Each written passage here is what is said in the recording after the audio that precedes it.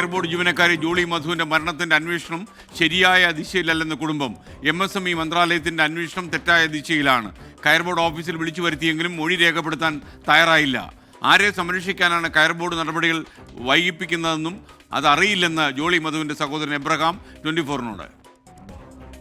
ഇതിന്റെ അന്വേഷണം പ്രഖ്യാപിച്ചിരുന്നു. ഞങ്ങള് ഫാമിലി റെപ്രസെന്റ് ചെയ്ത് അന്വേഷണ കമ്മിറ്റിയെ പോയി കാണുകയും ചെയ്തിരുന്നു.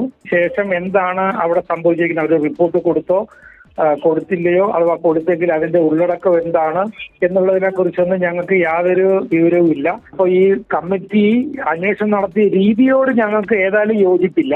ഇനി അതിന്റെ റിപ്പോർട്ടിന്റെ ഉള്ളടക്കം എന്താണെന്നെങ്കിൽ തന്നെയും അവർ നടത്തിയ ഒരു രീതിയോട് ഞങ്ങൾക്ക് യോജിപ്പില്ല. കാര്യം അവര് ഞങ്ങൾക്ക് പറയാനുള്ളത് എന്താണെന്നുള്ള അവര് എഴുതിയെടുക്കുകയോ ആ എഴുതിയെടുത്തതിന് ശേഷം ഞങ്ങളെ കൊണ്ട് സൈൻ ചെയ്യിക്കുക, അങ്ങനെ സാധാരണ ഒരു മൊഴി എടുക്കുക എന്ന് പറഞ്ഞാൽ, അല്ലെങ്കിൽ ഒരു അന്വേഷണ കമ്മീഷൻ വരുമ്പോഴത്തേക്കും പറയാനുള്ളത് എന്താണെന്ന് വെച്ച് കഴിഞ്ഞാൽ അത് രേഖപ്പെടുത്തി അത് ഒപ്പിടിച്ച് മേടിക്കുന്ന ഒരു രീതിയുണ്ട്. പക്ഷെ ഇവിടെ അതൊന്നും നടന്നിട്ടില്ല. അത് അന്വേഷണം നടക്കേണ്ട രീതിയിലെല്ലാം നടന്നത് എന്നുള്ള വിശ്വാസം ഞങ്ങൾക്ക് പൂർണ്ണമായും ഉണ്ട്. ഇതിൽ നിന്നും YS അഭിനന്ദ് തത്സമയം ചേരുന്നു. അഭിനന്ദ്, മറ്റു വിവരങ്ങൾ നമുക്ക് എന്തൊക്കെയാണ് കിട്ടിയിട്ടുള്ളത്?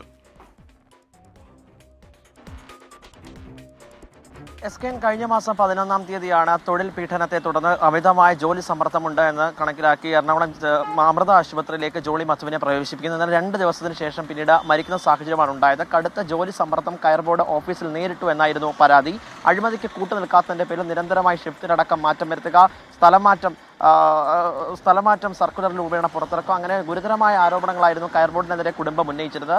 കയർ ബോർഡ് ഇതുമായിട്ട് ബന്ധപ്പെട്ട MSME മന്ത്രാലയത്തിന് ഒരു അന്വേഷണം പ്രഖ്യാപിച്ചിരുന്നു. MSME മന്ത്രാലയം 3-അംഗ സമിതിയായിരുന്നു അന്വേഷണത്തിനായി ചുമതലപ്പെടുത്തിയത്. അന്വേഷണ റിപ്പോർട്ട് 15 ദിവസത്തിനകം സമർപ്പിക്കാനുമെന്ന് MSME മന്ത്രാലയം നിർദ്ദേശിച്ചിരുന്നു. അതിന്റെ ഭാഗമായിട്ടാണ് കൊച്ചി കയർ ബോർഡ് ഓഫീസിൽ കുടുംബത്തെ വിളിച്ചു വരുത്തിയത്. കുടുംബത്തെ വിളിച്ചു വരുത്തി കൃത്യമായ മൊഴിയല്ല രേഖപ്പെടുത്തിയെന്നുള്ള ആരോപണമാണ് ഇപ്പോൾ കുടുംബം ഉന്നയിക്കുന്നത്.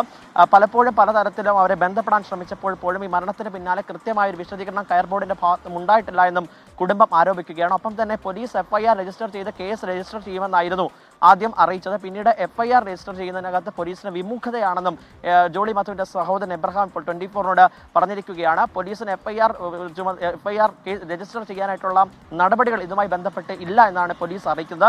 അതിനാൽ മുൻസിഫ് കോടതിയെ സമീപിച്ച് കൂടുതൽ നടപടികളിലേക്ക് കടക്കാനാണ് ഇപ്പോൾ കുടുംബം തീരുമാനിച്ചിരിക്കുന്നത്. കയർ ബോർഡിന്റെ അന്വേഷണത്തിനകത്ത് കൃത്യമായി ഇവരുടെ മൊഴി രേഖപ്പെടുത്താനെങ്കിൽ ഇവരുടെ മൊഴി എന്താണെന്നുള്ള എഴുതി അടക്കമുള്ള റിപ്പോർട്ട് സമർപ്പിക്കുവാൻ തയ്യാറായിട്ടില്ലെന്നുള്ള ആശങ്കയും ഇപ്പോൾ കുടുംബം രേഖപ്പെടുന്നു. കയർ ബോർഡിനെതിരെ ആരോപണത്തിനപ്പുറം ഇപ്പോൾ ആശങ്കയാണ് 24-നോട് ഇപ്പോൾ ജോളി മധുവിന്റെ സഹോദരൻ എബ്രഹാം രേഖപ്പെടുത്തിയിരിക്കുന്നത്. കടുത്ത ജോലി സമ്മർദ്ദത്തെ തുടർന്ന് സെറിബ്രൽ ഹെമറേജ് എന്ന രോഗം ബാധിച്ചായിരുന്നു അവസാനം ജോളി മധു മരണത്തിന് കീഴടങ്ങിയത്. മസ്തിഷ്കത്തിൽ ഗുരുതരമായ ആന്തരിക രക്തസ്രാവം ഉണ്ടായി. ഒപ്പം തന്നെ 2 ഞരമ്പുകൾ പൊട്ടിയാണ് അവസാനം ജോളി മധുവിന്റെ മരണത്തിലേക്ക് നയിച്ച സംഭവം ഉണ്ടാകുന്നതിന് പിന്നാലെ തന്നെ കയർ ബോർഡിന്റെ അടുത്തേക്ക് പ്രതിഷേധവുമായി പല തൊഴിലാളി സംഘടനകളും എത്തിയിരുന്നു. അതിനുശേഷമാണ് കയർ ബോർഡ് ഇങ്ങനെ ഒരു അന്വേഷണം പ്രഖ്യാപിച്ചിട്ടും അന്വേഷണത്തിൽ കൃത്യമായ റിപ്പോർട്ടോ അല്ലെങ്കിൽ അതിന്റെ വിശദാംശങ്ങളോ അത് കുടുംബത്തിന് നൽകുവാൻ തയ്യാറാകുന്നില്ല എന്നുള്ള ആരോപണവും ആശങ്കയുമാണ് ഇപ്പോൾ കുടുംബം രേഖപ്പെടുത്തിയിരിക്കുന്നത്. SKN. Okay, thank you Abhinand.